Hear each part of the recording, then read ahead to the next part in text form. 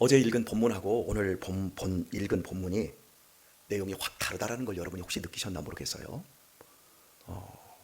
11절까지의 2장 1절에서 본문은 무시무시한 하나님의 경고의 말씀이었습니다. 이 망할 것들아, 너희들이 선을 행해야 할진대 악을 행하고, 너희들이 나의 양이어야 하는데 스스로 예리떼가 되어 있고, 그래서 내가 너희들을 다 멸망시킬 것이고 빨리 이 자리를 떠나라. 이렇게 아주 강력한 경고의 메시지였는데, 오늘 본문 12장으로 들어오면서 야곱아, 내가 정령이 너희 무리를 다 모으며, 앞에서는 흩어버린다고 그랬거든요. 그리고는 여기에서는 다시 모은다. 그리고 정령이 모은다. 이스라엘의 남은 자를 모으고, 이렇게 본문의 내용이 바뀌고 있는 모습을 보게 되었습니다. 사랑하는 교회 여러분, 우리가 꼭 알아야 될 것이 많지만 신앙 안에서 특별히 알아야 될 것이 이겁니다. 우리는 내가 생각한 것보다 더 나쁜 놈이다, 나쁜 사람이다. 이걸 우리가 늘 잊지 않아야 합니다. 동시에 내가 받고 있는, 내가 알고 있는 사랑보다 하나님으로부터 내가 더 많은 사랑을 받고 있고 더 어여쁨을 받고 있다. 이 두 가지를 잊지 않아야 돼요. 이걸 잃어버리면 우리는 자꾸 종교인이 되어갑니다.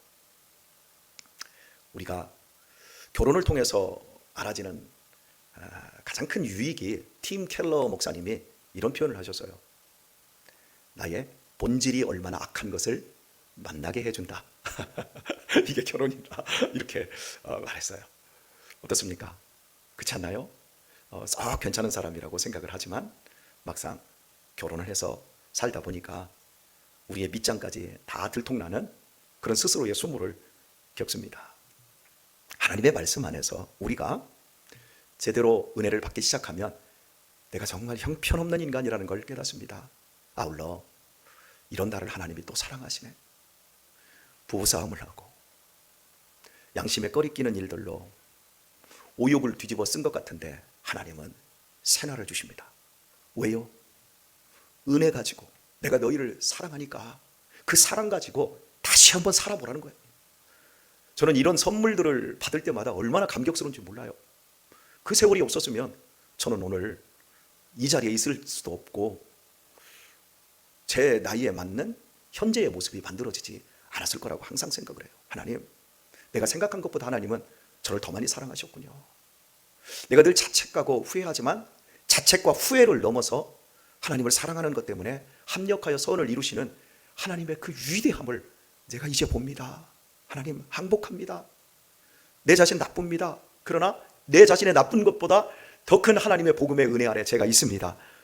제가 오늘 또 싸웠지만, 오늘 또 아내와 다퉜고, 제가 정말 하나님 앞에 나올 수 없지만 생활을 허락하시고 오늘 이렇게 꿀비를 내리신 것처럼 오늘 또 제 영혼에 꿀비를 내리심을 믿고 오늘도 한번 살아보겠습니다. 하나님, 멋지게 인도해 주옵소서. 이렇게 우리가 날마다 내 자신을 자책함과 동시에 하나님의 말씀 붙잡고 새로운 희망 앞으로 나아가는 이 삶, 이것을 하나님이 우리에게 복으로, 은혜로 선물해 주셨어요. 그래서 지금 이스라엘 백성들을 향해서 너희들 지금 아주 사악한 인간들이야, 너희들 아주 말종이야, 하지만 내가 너희들에게 다시금 기회를 한번 더 줘볼 테니까 나 너희들 완전히 버린 거 아니야, 다시 한번 시작해보자는 거야. 이렇게 한 본문 안에, 한 장 속에 그 명암이 극명하게 갈리는 이런 장면을 오늘 본문에서 우리에게 주고 있는 겁니다. 우리의 정체성에 대해서 항상 생각을 해야 됩니다. 그것은 우리는 복덩이라는 겁니다. 세상에는 복이 없어요. 세상의 복이라고 하는 건 수부, 강령, 유호, 독, 고종명, 오래 살고 부를 이루고 건강하고, 유호독, 사람들에게 칭찬받고, 고종명, 질리게 살 만큼 살다가 죽고 싶을 때 죽는 거, 이런 게 복이라고 얘기합니다.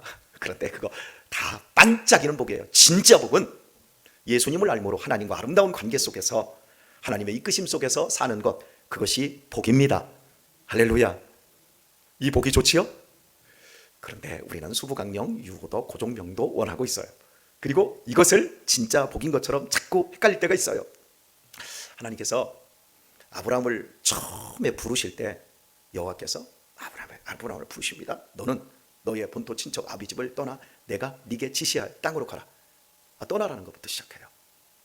그리고 내가 너로 큰 민족을 이루어 내가 너에게 복을 주어 내가 너로 큰 민족을 이루어 창대케 하리니 너는 복의 근원이 될지니라. 그런데 원문은 복의 근원이 아니라 복이 될지니라.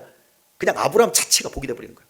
그리고 너를 축복하는 자에게 내가 복을 내리고 내가 너를 저주하는 자에게 내가 그를 저주하겠다. 그리고 너로 하여금 큰 민족을 이루겠다. 아브라함을 부르실 때 아브라함을 복으로 사용하시겠다고 그랬어요. 그리고 그때부터 지단한 구속사의 역사가 펼쳐지고 오늘 본문의 내용까지 왔어요. 그리고 현재 이 이스라엘 백성들, 북이스라엘은 망하고 남유다의 백성들은 전쟁에서 피난가는 자기의 동족까지 다 벗겨먹습니다. 그리고 조금만 주변에 연약하고 빈틈이 있는 가난한 사람들, 여자들, 과부들이 있으면, 아이들이 있으면 그 사람의 집과 밭을 뺏고 어떻게 해서라도 뺏고 그리고 그 아이들을 노예로 팔아먹고 있습니다. 왜요? 하나님이 내가 너를 복이 되게 하겠다라고 한 그 복이 성에 차지 않는 거예요. 계속해서 이스라엘 백성들이 민족을 이룹니다. 그리고 하나님은 그들에게 말씀을 주시고 너희가 이 말씀 안에 거하라. 순종해라. 순종하는 백성이 받을 복. 그러나 말씀을 불순종하면 받게 될 저주.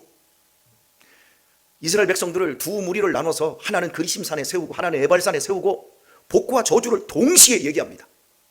그리고 순종해라. 바알 신을 가나안 땅의 신들을 섬기지 마라. 바알은 풍요를 가져다 주는 신입니다. 농사의 신임과 동시에 풍요를 상징하는 신입니다. 하나님이 바알 신을 계속해서 얘기하는 건 풍요에 복이 있는 것이 아니라 하나님의 말씀에 순종해서 하나님과의 관계에 집중하는 것, 그것에 복이 있다. 그런데 막상 가나안 땅에서 이렇게 살아보니까 이왕이면 다홍치마라고 잘 먹고 잘 살고 빚가 번쩍하고 이게 더 좋은 거예요. 그러니까 계속해서 그걸 쫓아가는 거죠. 쫓아가는데 하나님이 그걸 안 주시는 분이 아니거든요. 주시거든요. 주시는데 주신 거에도 만족을 못하고 더 많이 가지려고 하는 그 욕심이 형제들까지 약탈하는 이리대로 바뀌는 거예요. 다윗이 자신의 정체성을 어떻게 고백합니까? 왕입니다. 그런데 여호와는 나의 목자시니 내가 부족함이 없으리로다, 이렇게 말해요. 자기를 사자나 독수리처럼 짐승들 중에 최고의 존재로 자기를 말하지 않고 짐승 가운데 가장 못나고 가장 허약한 나약한 짐승인 양으로 자기를 말하고 있어요. 복이 무엇인지를 다윗은 알고 있는 거예요. 내가 사망의 음침한 골짜기로 다닐지라도 해를 두려워하지 않을 것을 주께서 나와 함께 하십니다. 내가 어디를 가든 어떻게 인도함을 받든 간에 주님이 함께 하신다면 정령이 내가 여호와의 집에서 떠나지 않는다. 다윗은 확실하게 자신이 받은 복을 알고 있었어요. 우리가 하나님을 원합니까? 하나님이 가지신 것을 원합니까? 우리가 예수님의 능력을 갖기를 원합니까? 예수님과 더 깊어지기를 원합니까? 이 부분에서 우리는 끊임없이 질문을 해야 됩니다. 믿음의 사람에게 복은 하나님이십니다. 하나님이 내 아버지십니다. 무서운 아버지, 아이들한테 헌금 줍니다. 헌금을 줬는데 주일날 1번, 2번, 3번이 있는데 여러분은 충분히 짐작하실 겁니다. 한 놈이 가게에 가서 막 사 먹었어요. 아마 여러분들도 어려서부터 교회를 다니신 분들은 부모님에게 받았던 헌금을 한두 번은 구멍가게에 가서 쓴 적이 있을 거예요. 아마 동민이도 그랬을 것 같은데, 네, 그런 강한 유혹을 받아요. 썼어요. 우리 아들이 향해서 야, 너 어떻게 너 뭐 왜 갔어? 돈이 어디 썼어? 그랬더니 헌금인 거예요. 어떻게 해야죠? 야 이놈아, 헌금은 그렇게 하면 안 돼. 하나님께 드리는 거야. 맞아요, 그죠? 훌륭한 얘기예요. 너 그러지 마. 일로 와. 맞자. 손바닥 대. 두드려 팼을까요? 머리 쓰다듬어 줬을까요? 맞아야죠. 아니요. 맞으면 애들은 하나님을 무시무시한 하나님이 그까짓 1,000원짜리 하나 썼다고 두들겨 패는 하나님이면 여러분 우리 다 죽었어요. 다리몽둥이 남을 삶은 하나도 없어요. 내가 머리 쓰다듬어 주면서 야, 하나님이 용서했어. 그런데 다음부터는 절대 그렇게 쓰지 마라. 네가 먹고 싶으면 아버지한테 돈을 달라고 그래. 그럼 줄게. 그리고 쓰다듬어 줬어요. 근데 또 다음에 또 그 짓을 했어요. 어떻게 해야죠? 이리 와. 넌 이제 죽어야 돼. 했을까요? 야 이놈아, 하나님이 속상하겠다. 그래도 하나님 용서했어? 하고 그러지 마 했어요. 저는 우리 아이들이 잣대와 같아야 된다라고 강요를 해요. 그런데 하나님에 대해서만큼은 굉장히 너그럽게 가르쳐요. 저는 저를 가르칠 때는 제가 좀 엄하게 하고 엄포도 많이 놓고 아주 통제하고 억압합니다. 하지만 하나님을 우리 아들들이, 우리 딸이 알아갈 때 하나님에 대한 모습이 내가 조금만 잘못해버리면 구겨져 버린다니까요. 제가 신앙생활 하면서 제일 힘들었던 게 하나님을 아버지로 알아가는 데에 그게 가장 힘들었어요. 왜? 아버지가 어려서 없었으니까. 아버지가 어떻게 자식을 보호해주고 아버지가 있음으로 말미암아 자식이 얼마나 따뜻하고 안전한 줄을 모르는 거예요. 그러다가 새아버지가 들어왔는데 새아버지가 술에, 담배에, 폭력에, 언어폭력에 이런 것들 때문에 제가 기독교 신앙을 갖고 거듭났는데 하나님 아버지가 입에서 나오지를 않는 거예요. 내가 받은 복이 뭔 줄을 모르겠는 거예요. 그냥 내가 분투해야 되는 거예요. 20살에 거듭나고 내가 믿음 안에서 모든 것 세상적으로 술, 담배 다 끊었는데 술, 담배만 끊었지 내 내면은 따뜻함과 즐거움과 행복과 여유로 채워지지 않고 그때부터 막 경쟁을 해야 되는 거예요. 책도 많이 읽어야 되고 공부도 많이 해야 되고 금식도 많이 해야 되고 기도도 많이 해야 되고 성실해서 조금의 실수도 없어야 내가 살아남는 이 서바이벌 게임을 세상에서 하듯이 교회 안에 돌아와서 내가 그걸 하고 있는 거예요. 그러면서 다른 분들이 하나님 아버지 사랑합니다 이렇게 기도하면 아유 저 인간은 무슨 기도를 저따위로 하나 이런 느낌이 제 안에 있었어요. 왜요? 아버지한테 아버지 사랑합니다 한마디도 제가 해본 적도 없고 또 아들아 사랑한다 아들아 괜찮아 넘어져도 괜찮아 헌금 까먹어도 괜찮아 너는 내 아들이니까 이러면서 받아주고 안아주는 이게 없었던 거죠. 그러다가 제가 27살 무렵에 그때 아버지가 이 안에 확 들어오면서 그 여유, 그 행복, 아 하나님이 다 하시는구나, 하나님이 내 진짜 아버지구나 이걸 알게 되어지고, 그리고 제가 우리 아이들을 키워내는 과정에서 특별히 이제 입양을 통해서 우리 아들들 조금 여유 있을 때 우리 유신이나 우리 아들들에게 그 여유를 주면서 제가 치료가 돼버린 거예요. 아 하나님은 이런 마음이셨겠구나. 아니 내가 우리 아들들을 생각하고 내가 우리 아들들과 시간을 농밀하게 갖고 내 삶을 주려고 했던 것처럼 우리 하나님께서 이 마음보다 더 큰 마음으로 우리에게 그 아들을 내어주셨구나. 우리에게 그래서 성령으로 우리의 마음을 변화시키셨구나. 이걸 깨달으면서 저는 우리 아들들이 저에게 주님이 되었어요. 우리가 언제 부모가 됩니까? 우리가 언제 철이 듭니까? 결혼하고 철 안 들더라고요. 자식을 낳고 자식을 기르면서 드디어 우리의 부모가 얼마나 고생을 하면서 나를 키웠을까를 알게 되어지고, 제가 우리 아들들한테 순간순간 이렇게 하고 저렇게 처신할 때마다 제가 조금 여유롭게 인격적으로 더 고매하게 이렇게 따뜻하게 포근하게 할 때마다 아 하나님이 정말 이런 마음으로 이렇게 나를 아끼셨구나, 이런 것들을 알게 되어지더란 말이죠. 그러면서 진짜 복은 하나님을 내가 사랑하는 거구나. 사랑하면 그 안에서 다 나오지요. 이스라엘 백성들의 최고의 복은 하나님이셨어요.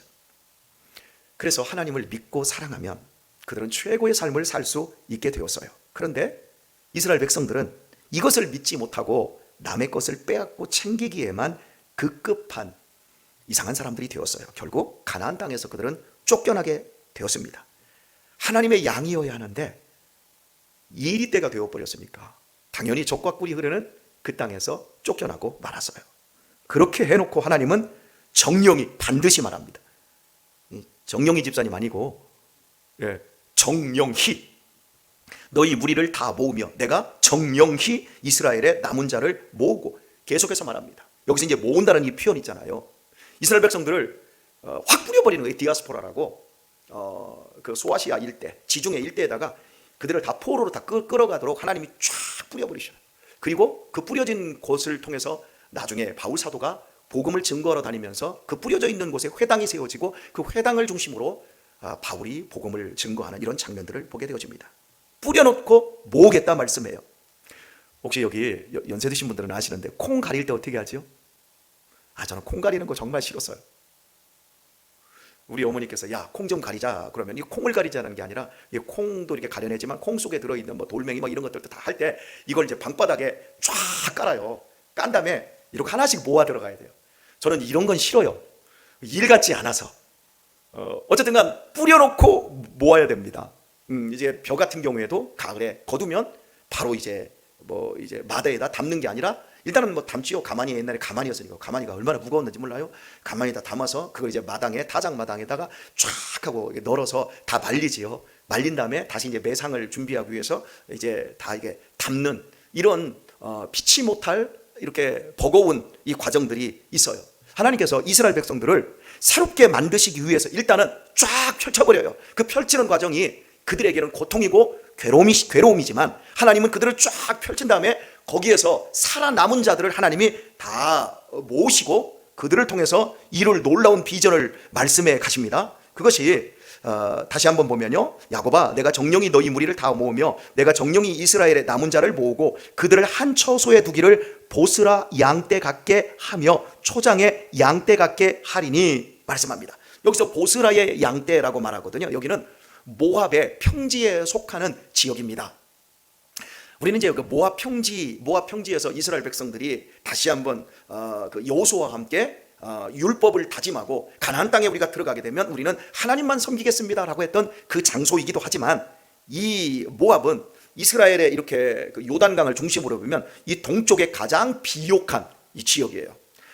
이쪽 시나이 반도 쪽에서 가다 보면 계속해서 사막, 이렇게 그 모래 사막이 아닌 이 우리나라의 흙으로 말하면 석비례라고 하는 그냥 푸석푸석하고 초지라고 하는 건 하나도 없고 나무 같은 건 없고 돌멩이 부서진 것 이런 그 자갈밭 같은 곳이 이 시나이 반도거든요.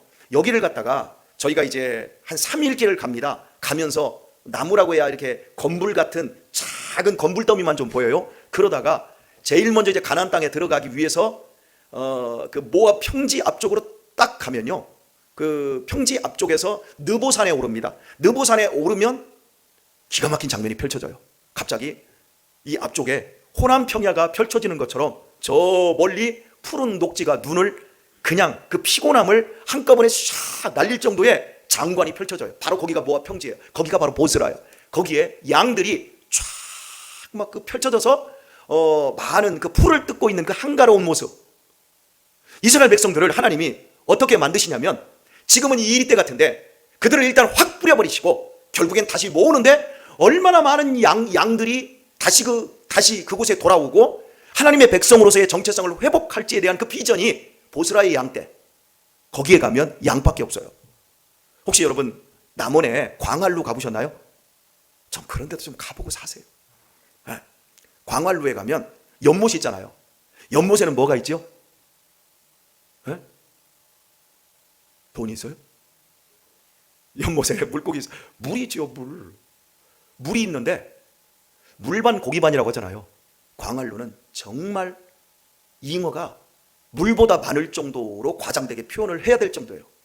가서 거기서 1,500원짜리 먹이 하나 딱 잡고요, 그 광활루 다리에서 뿌려봐요. 잉어가 얼마나 큰지요. 그 큰 잉어가 모여드는데 물이 보이질 않아요. 하나님의 백성들이 지금은 추잡하고 지금은 이렇게 못났고 그래서 하나님이 이 망할 것들아, 하지만 결국 그 늑대 같은 것들이 변하여서 하나님 앞으로 다시 모여들게 되는데 이스라엘 땅에서 가장 많은 양들이 노니는 하나님이 그걸 보시면서 기뻐할 정도의 환희를 부를 그런 시간들을 하나님이 그들에게 약속하고 있는 거예요. 오늘의 말씀을 맺겠습니다. 예수 그리스도가 온다. 그분이 오면 너희들을 구원할 것이고 모든 민족이 복을 받게 될 것이고 모든 민족이 하나님 앞으로 돌아오게 될 것이다. 계속해서 구약 성경이 그걸 얘기했어요. 그리고 계시의 총화이신 예수님이 2000년 전에 이 땅에 오셨고 우리의 죄를 대신하여 십자가에서 죽으셨고 누구나 믿는 자는 구원을 얻는 이 생명의 복음 앞으로 초청하기 위해서 성령이 강림해 버리셨어요. 그리고 지금 우리가 이 자리에 있습니다. 우리가 지금 누구예요? 일이에요? 아니에요. 하나님의 양이에요. 우리 앞으로 어떻게 살아야 될까요? 이 공간을, 우리의 삶의 터전을 보스라의 양떼천지로 만들어 가야 합니다. 우리의 자식들이 보스라의 양떼같이 하나님의 어린 양으로 믿음의 복을 이어가며 내가 만나는 사람들에게 복음을 증거하며 그들이 보스라의 양떼에 합류할 수 있는 그 생명의 복의 기준으로서의 너는 복이 될지니라라고 하는 그 삶을 살아야 될 줄 믿습니다. 이게 우리들이 살아야 될 인생의 목적인 거예요. 단순히 수보강령, 유호도, 고종명 이런 것들을 추구하기 위해서 사는 것이 아니라 너는 복이 될지니라, 너는 복의 근원이다. 너를 통해서 수많은 사람들이 창대케 되어지고 그들이 하나님 나라를 이루는 그 비전, 이 비전을 위해서 다시 한번 우리 자신들을 세우시고 우리의 남은 생애를 이 복음 안에서 확장시키고 승리해 갈 수 있는 우리 귀한 성도님들 다 되시기를 예수님의 이름으로 축원합니다.